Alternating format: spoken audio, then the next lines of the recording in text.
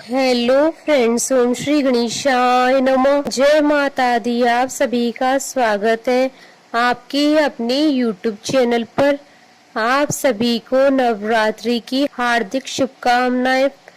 Friends, आज हम आपको इस वीडियो में बताने जा रहे हैं नवरात्रि के 8वें दिन अर्थात दुर्गा अष्टमी के दिन माँ दुर्गा जी की 8वीं शक्ति माता महागौरी जी की आराधना करने की पूजन विधि, व्रत कथा, महत्व और आज के दिन माँ को प्रसन्न करने के लिए क्या भोग लगाया जाए और कौन सा फूल चढ़ाया जाए और साथ ही नवरात्रि के 8वें दिन किए जाने वाले उपायों के बारे में। फ्रेंड्स, वीडियो शुरू करने से पहले आपसे रिक्वेस्ट है, अगर आप हमारे चैनल पर नए हैं और आपने अभी तक चैनल को सब्सक्राइब नहीं किया है तो प्लीज सब्सक्राइब कीजिएगा चैनल को, साथ ही प्रेस कीजिएगा बेल आइकन को, जिससे नए वीडियो से रिलेटेड नोटिफिकेशन आपको तुरंत प्राप्त हो सके। और वीडियो पसंद आने पर वीडियो को लाइक और शेयर जरूर कीजिएगा ताकि सभी भक्तों को इस वीडियो का लाभ प्राप्त हो सके। और कमेंट बॉक्स में जय माता दी जरूर लिखिएगा। या देवी सर्वभूतेषु माँ गौरी रूपेण संस्थिता नमस्तस्यै नमस्तस्यै नमस्तस्यै नमो नमः। नवरात्रि की अष्टमी के दिन माँ गौरी का पूजन किया जाता है। कुछ लोग अष्टमी के दिन कन्या पूजन करते हैं तो वहीं कुछ लोग नवमी के दिन कन्या पूजन करते हैं। माता महागौरी अत्यंत ही करुणामयी और दयालु हैं। जो भी साधक माँ की सच्चे मन से आराधना करता है, माँ उस पर अपनी कृपा बरसाती है। माँ को महागौरी के अलावा श्वेतांबरा और वृषारूढ़ा के नाम से भी जाना जाता है। नवरात्रि के 8वें दिन माता महागौरी की पूजा की जाती है। माँ गौरी के नाम से ही विदित होता है कि इनका रंग गौर वर्ण का है। देवी माँ गौरी को शंख, चक्र और कंद के फूल की उपमा दी गई है।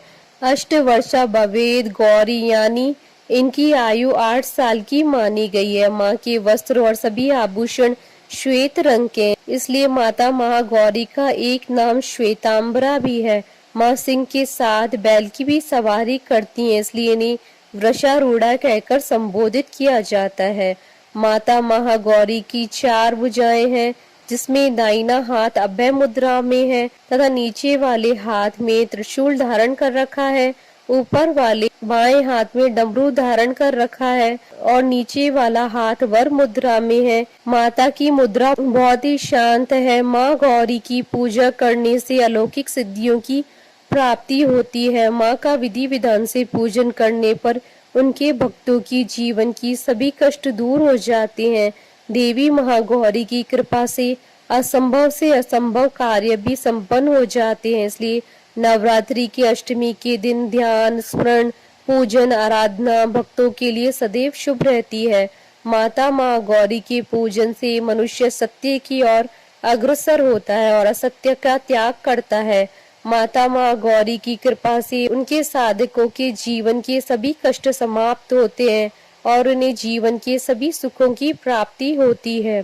फ्रेंड्स, अब आइए जानते हैं नवरात्रि के 8वें दिन माता माँ गौरी की आराधना करने की पूजन विधि के बारे में।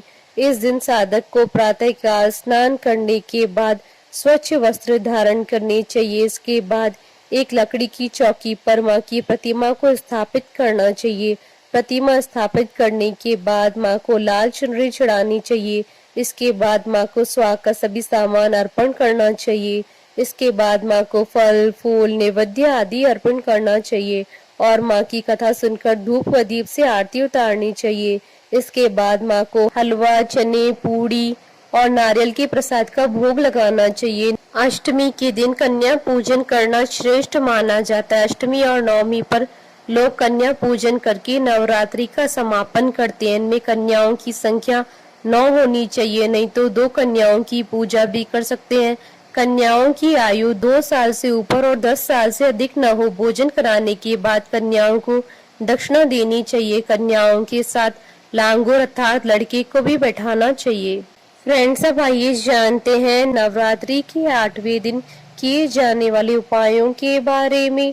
आज के दिन शीघ्र विवाह और मनचाहा जीवन साथी पाने के लिए माँ गौरी की आराधना की जाती है। जो भी जातक माँ गौरी की आज आराधना करता है, माँ गौरी शीघ्र प्रसन्न होकर उन्हें मनचाहा जीवन साथी प्राप्त होने का वरदान देती है। माँ गौरी ने खुद तप करके भगवान शिव जी को वर के रूप में प्राप्त किया था। ऐसे में वह अविवाहित लोगों की परेशानी को समझती है, उनके प्रति दया दृष्टि रखती है। यदि किसी के विवाह में विलंब हो रहा है तो वह भगवती माँ गौरी की साधना करे तो मनोरथ पूर्ण हो जाता है। आज के दिन माँ गौरी की पूजा करने के लिए सबसे पहले लकड़ी की चौकी या मंदिर में महागौरी की मूर्ति अथवा तस्वीर स्थापित करें। इसके बाद चौकी पर सफेद वस्त्र बिछाकर उस पर माँ गौरी यंत्र रखें और यंत्र की स्थापना करें। माँ सौंदर्य प्रदान करने वाली है। हाथ में श्वेत पुष्प लेकर माँ का ध्यान करें। ध्यान के बाद माँ के श्री चरणों में पुष्प अर्पित करें तथा मंत्र सहित माँ भगवती का पंचोपचार विधि से अथवा षडोपचार विधि से पूजन करें तथा दूध व नैवेद्य का भोग लगाएं। तत्पश्चात ओम ऐं ह्रीं क्लीं चामुंडाय विचे मंत्र की तथा साथ ही ओम महागौरी दैव्य नमः मंत्र की 21 माला का जाप करें तथा मनोकामना पूर्ति के लिए माँ से प्रार्थना करें। अंत में माँ की आरती करें और कीर्तन करें। आज के दिन माँ गौरी की पूजा के दौरान भक्तों को गुलाबी रंग के वस्त्र पहनने चाहिए। गुलाबी रंग प्रेम का प्रतीक होता है, इसलिए नवरात्रि की अष्टमी को गुलाबी रंग पहनना शुभ माना जाता है। देवी भागवत पुराण के अनुसार नवरात्रि की अष्टमी तिथि को माँ को नारियल का भोग लगाने की परंपरा है। भोग लगाने के बाद नारियल को या तो ब्राह्मण को दे दे, अन्यथा प्रसाद के रूप में वितरण कर दे। जो भी भक्त आज के दिन कन्या पूजन करते हैं, माता की उन पर विशेष कृपा बरसती है। फ्रेंड्स, अब आइए प्रारंभ करें माता महागौरी की उत्पत्ति की कथा। माँ पार्वती ने भगवान शिव जी को अपने पति के रूप में पाने के लिए बड़ी कठोर तपस्या की थी। उनकी इस तपस्या के कारण उनका शरीर काला पड़ गया था। जब माँ की कठोर तपस्या के कारण भगवान शिव जी का सिंहासन हिलने लगा तो उन्होंने माँ पार्वती को पत्नी के रूप में स्वीकार कर लिया और उनके पूरे शरीर को गंगा जल से धोया।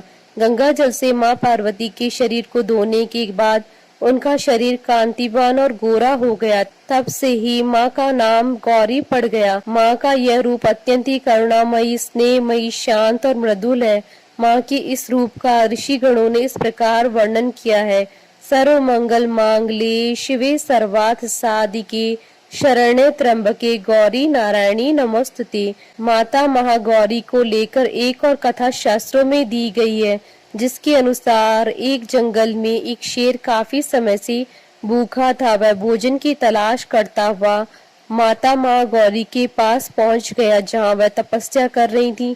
वह शेर अत्यंत ही भूखा था और माँ को देखकर उसकी भूख और ज्यादा बढ़ गई, लेकिन वह भी वहीं बैठकर माँ की तपस्या का खत्म होने का इंतजार करने लगा। जब माँ ने तपस्या के बाद अपनी आंखें खोली तो उन्होंने देखा कि उनके सामने एक सिंह अत्यंत ही दयनीय स्थिति में पड़ा है। उस शेर को देखकर माँ को उस पर दया आ गई और माँ ने उसे अपनी सवारी के रूप में स्वीकार किया। क्योंकि माँ के साथ साथ उस सिंह ने भी तपस्या की थी, इसलिए माता महागौरी के वाहन के रूप में बैल के साथ साथ सिंह को भी गिना जाता है। बोलिए माता महागौरी जी की जय। जयकारा माँ माई दास सच्चे दरबार की जय। हमारे साथ इस वीडियो में अंत तक बने रहने के लिए आपका धन्यवाद। ओम श्री गणेशाय नमः। जय माता दी।